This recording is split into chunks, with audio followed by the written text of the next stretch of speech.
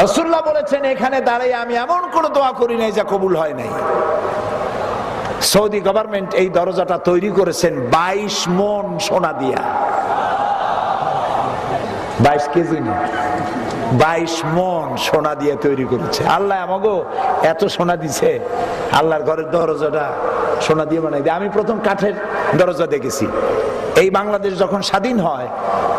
স্বাধীন বাংলাদেশের প্রথম হজ আল্লাহ আমাকে করাইছেন। প্লেনের ভাড়া ছিল 4733 টাকা। এখন এরকম ভাড়া হলে তো 14 গোষ্ঠী হজ করন যাইত, রিকশাওয়ালারা হজ করতে পারত।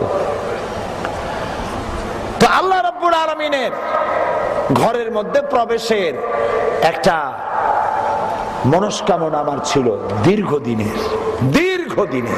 আমার চোখের সামনে কত রাজা বাদশা ঢুকছে, আমি